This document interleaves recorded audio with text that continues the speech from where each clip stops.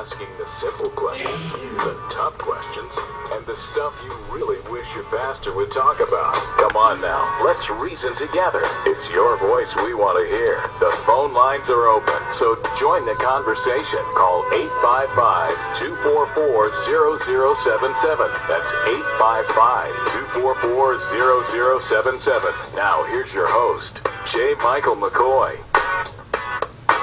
Good afternoon, 4 minutes past the hour on this 26th day of September in the Lord's year 2012. That's for us Gentiles. If you're a Jew, it's 5773. Thank you very much for joining us today. This is a special edition of The View from a Pew. Tom Coates is in the house, and our guest is Congressman Tom Latham, currently of the 4th District, but running in the newly formed 3rd District. That's correct. Because we lost the 5th District. Right. You know, it's kind of like those scientists taking away Pluto from us. Well, we grow up with all these planets, and then they rip Pluto from us. Well, you're on your game today. You've got the Congress spots down, and you haven't messed up a name yet. You're on a big roll. We're 2 minutes into the show, and I'm perfect. But it's always nice to have Tom Coates in. We are 41 days. I believe that's right. 41 days. 41 days away from an election that. I don't know. Somebody told me the other day I needed to stop saying this is the most important election of my life. But I somehow think that at age 53, this might be the most important election of my life. And we're glad to have you here.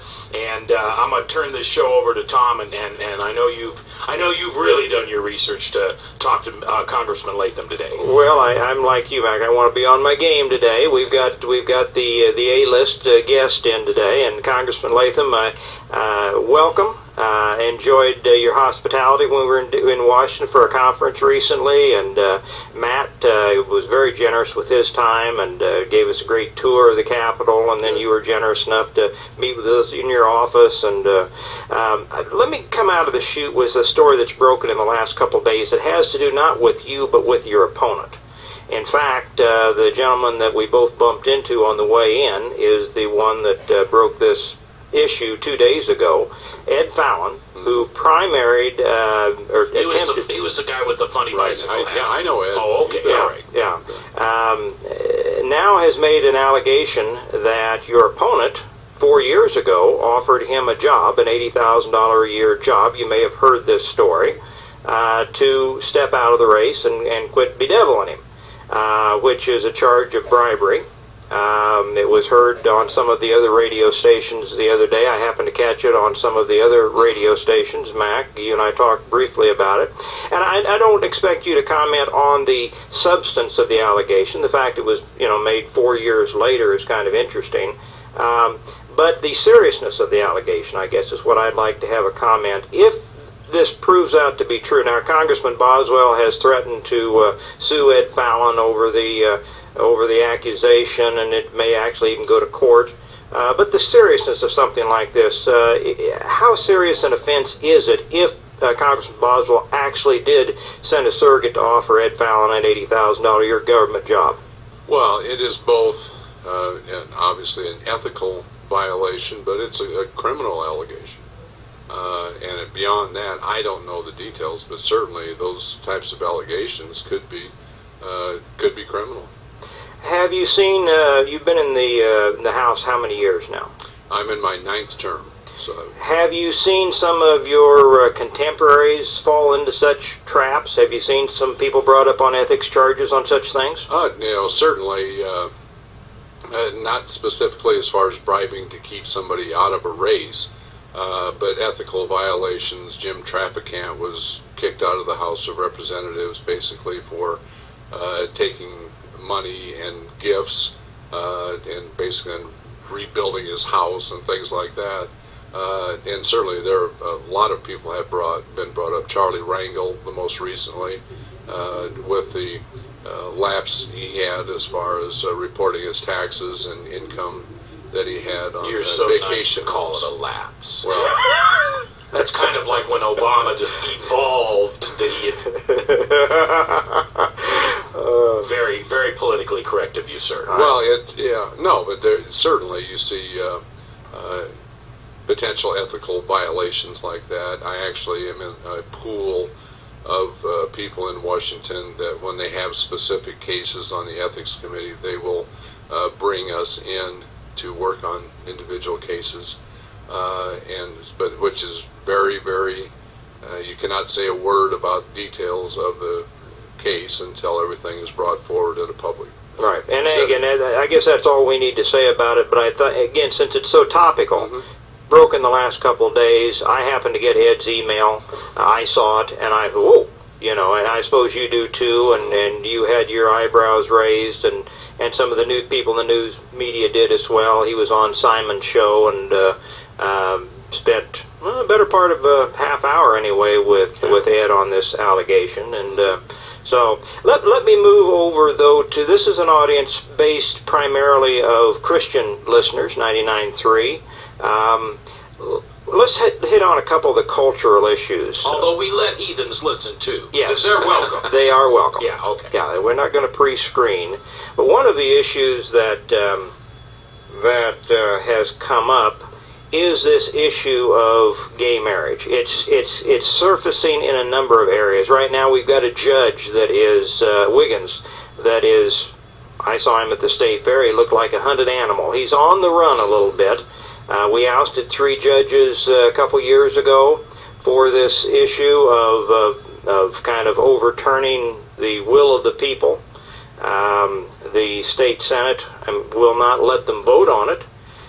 It's a state issue, but it's also a federal issue. The Defense of Marriage Act, which was signed into law when President Clinton was in there, passed overwhelmingly by both houses, is now under assault. Can you give us some of your thoughts, both on a state and a federal level, on this issue of the, some people refer to it as gay marriage, others something else, but give us your perspective on this particular issue. Well, certainly in Iowa, I think the citizens should have a vote on the issue. And apparently Senator Gronstal has been the one that has stopped that from going forward. So, let's let the people decide on this particular issue. Certainly, I supported the DOMA bill back when President Clinton signed that.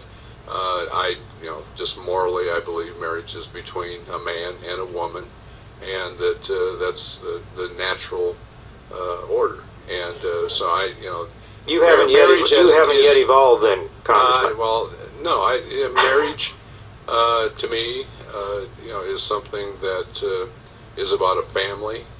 It's about it's so important to the very structure of our society that I really believe it's sacred, and traditional marriage is the way we should continue. Very good. Both on a federal and a state level. I know Christy Vilsack got caught up in this in the Iowa Press show, whether it was a state or a federal issue. Is there any significant distinction in your mind whether we're talking about on a state level or a federal level? No, it's the same issue. Certainly the state, individual states have the right to determine their own marriage laws, but just what we're talking about is federal policy with DOMA as to the recognition between states, that saying whether or not they have to recognize in other states. And we've had judicial activism rear its head, not only here in Iowa but in other areas. I think there's over 30 different states that have had the vote where everyone has come down on the issue, as you just stated. They believe it should be between a man and woman, and yet activist judges in not only Iowa but other states have reared their head and inserted themselves on this discussion, haven't they? Oh, they certainly have, and certainly in the case of in Iowa, where the statutes were on the books, the Supreme Court in Iowa overturned that, which was enacted by duly elected representatives and signed by a governor. And so that's why the issue is brought again to the forefront, is because of the court's decision. Another cultural issue that has just reared its head again in the last couple of days is the proposal brought up by a fellow that I know, and you do too, Gary Kirk, proposing a new casino in Urbandale, which would be in your newly formed district. Now, it doesn't look like this has much chance. I've done a couple of interviews on TV and radio on the subject. I've spoken on this issue a lot, so I have a lot to say, which I won't say now, but I just wondered if you had any thoughts. It looks like it's a long shot. Do you have any thoughts whether we should have another casino? I have never looked at gambling as a real good way of economic development because, real growth, job creation in a business is a win-win situation. As a business, you create a product, something that has value is sold into the marketplace, and so both the producer and the consumer win in that situation. Inherently, gambling is a win-lose situation. And so it's very, very different than, what a traditional business is. There are jobs created, certainly, but it's, I would much rather see us put emphasis on getting our economy strong again, to have people actually investing in businesses that create products and are sold into the marketplace. Well, and those are businesses that actually do generate economic growth and development. The casino, though it does create jobs, when you're talking about the tourist model, which is what Iowa is, you're actually taking money primarily from Iowa citizens, or at best the immediate surrounding geographical area. You're not bringing them in. Right. And in that model, what you're doing is you're robbing jobs and revenue from other sources. So it's the zero-sum game that President Obama seems to think the entire economy certainly is represented in the casino industry. Well, I would much rather have an environment in the state of Iowa and in the country where people had confidence to invest into the economy, therefore creating jobs, new products, new innovations. And that's where I really think we should put our emphasis. Absolutely. And I want to get some questions on there as soon as we get past one more area of the cultural issues, and that has to do with the area, and I think perhaps the issue of Obamacare comes in here, because it seems that they have taken on an assault on the churches and the areas of faith as it comes to the federal funding of abortions. I think the Catholic Church and others have reared their head. They've said, no, we're not going along with this. It seems like hardly any veil on this at all as far as a federal power grab and a direct dictate to the churches and the religious organizations that are morally opposed to the taking of unborn life. Get your thoughts on this. Well, this, I think, is a great assault on religious liberty in this country. To have the federal government mandate to a church, to a religion, that you must do this, even though it's against their moral code in their church and their beliefs, that it goes against their beliefs. It certainly is way beyond, I think, what our founding fathers ever intended the federal government to be doing.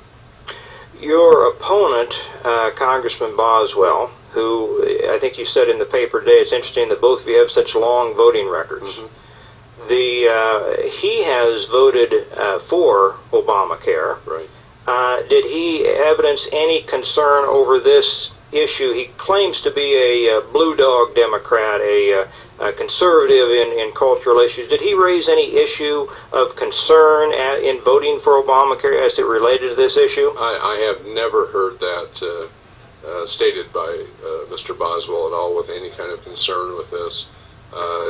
He said at a forum that asking what was your most significant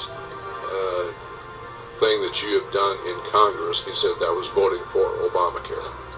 Congressman Tom Latham is our guest today. He is running for the 3rd District. He wants your vote. I think today you'll find out why he deserves it. But we'll be back to ask him more questions. Tom Coates is my guest host. And I'm J. Michael McCoy. If I haven't told you lately, thanks for listening. Love this job. Couldn't do it without you. Right here on The Truth, 99.3 KTIA, Iowa.